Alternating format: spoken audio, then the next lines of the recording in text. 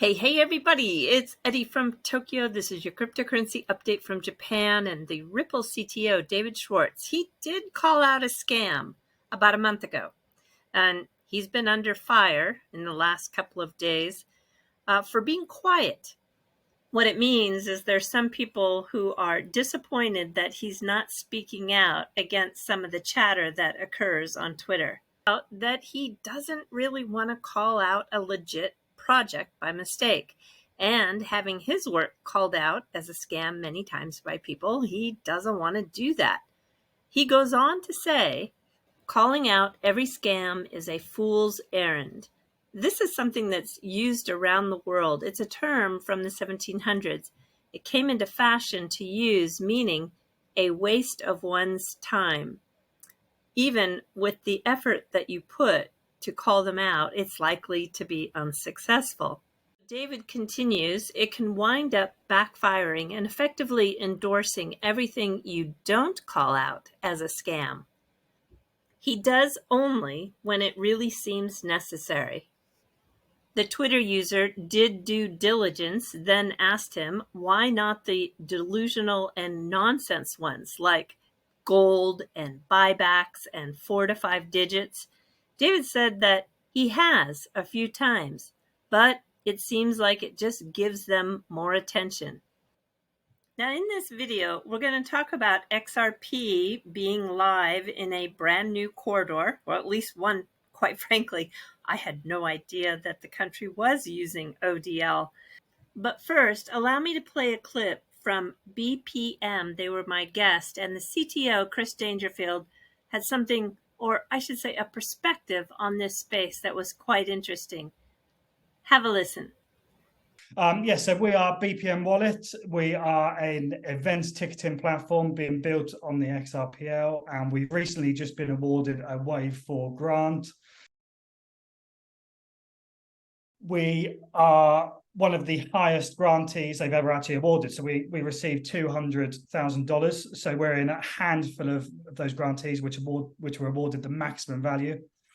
We're utilizing NFT ticketing and the blockchain to really address the problems within the live events ticketing industry. And we chose the XRPL to do that. But you'll see as we roll this out, you'll see what we're building. It's really exciting stuff. Most of the people that use our app in the future won't even know that they're using the XRP ledger. To them, it's just going to be this cool, funky app that they use to go to a gig or not, right? But when we talk about onboarding, we're not talking about thousands, tens of thousands, hundreds of thousands. We're talking millions. The XRPL will succeed because everyone succeeds, not because one project happens to succeed, because we're all doing different things.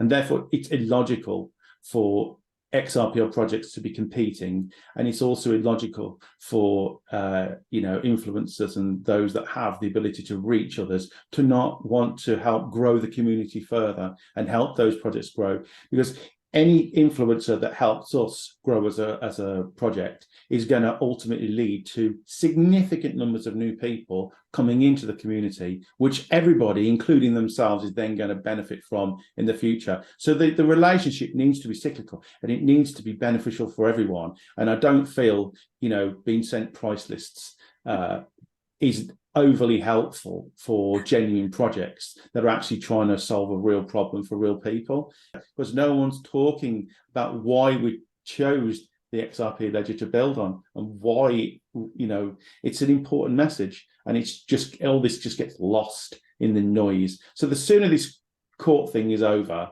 the better from my perspective, because it just distracts those of us that are building on the ledger from the most important thing, which is building the utility in the underlying XRP ledger technology. We took the decision that we would be better spending time and money on development rather than paying someone who has actually no interest in the project and they just want paying to promote it on Twitter, etc. So yeah, we haven't gone down that road, and we feel that our project and our product will do the talking for us. I'm really a believer that the projects that end up being built on the XRP ledger and utilize the technology are ultimately what's going to build the value for the digital asset. So I have a I have a different point of view maybe, and I just want to see the adoption happen. And so the more people that build, the more I want to get the word out that they have built. And it's really quite that simple.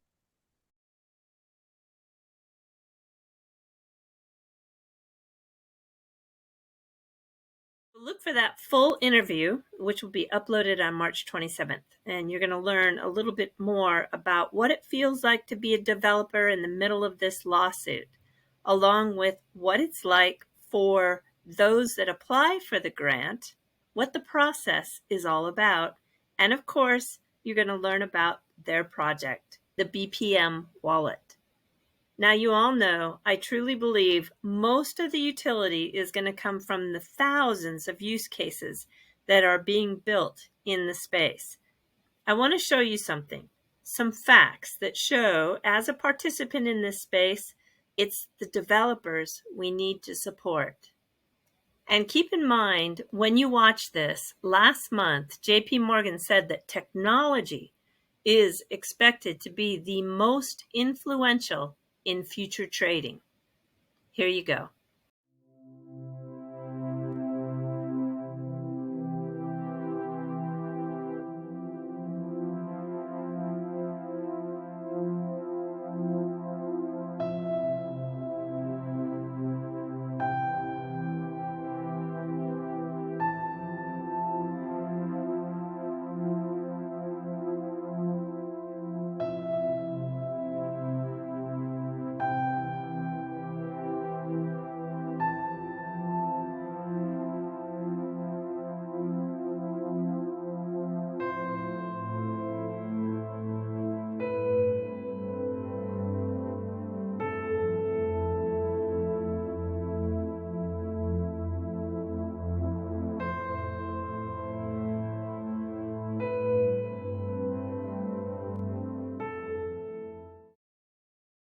All right, finally, moving to that corridor. It's a country, actually. I had no idea that they were live with ODL. I had, of course, the understanding that they had great presence as a RippleNet user. That's been for quite a while now, but I didn't know that the digital asset XRP was actually being used in India.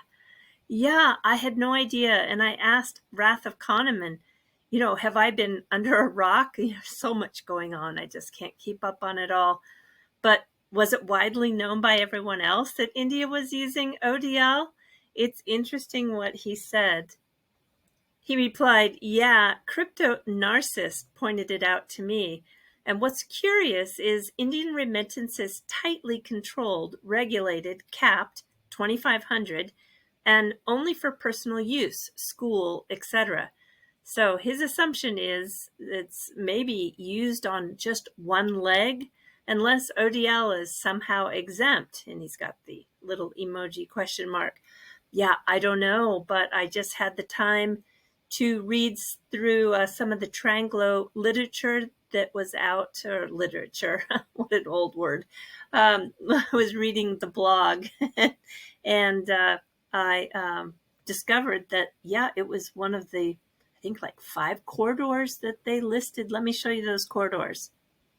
It's through Easy Remit, and the key corridors mentioned for the ODL to maximize their working capital is Indonesia, Philippines, Vietnam, Thailand, India, and Bangladesh.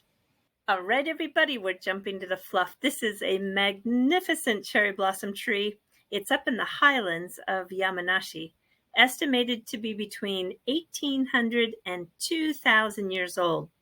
Yeah, it's one of the oldest trees in Japan and designated as the country's first ever natural monument. This type of tree is a wild cherry. It's an Edo Higan Zakura, and it was supposedly planted by a prince. And the seedlings have been shared with other countries around the world. This is probably the last day I'm going to talk about cherry blossoms for, well, most likely a year. We're in the height of the season, only a couple of days left. And allow me to share with you one cherry blossom tree that is super special to me. This is one in my neighborhood. It's about 300 years old. It grew very, very big and tall, and unfortunately, the owners of the home in which its property it sat on decided that it just needed to be chopped down. And so they did. They chopped it. I'm not exactly sure what year they chopped it, but it totally was taken off from the top.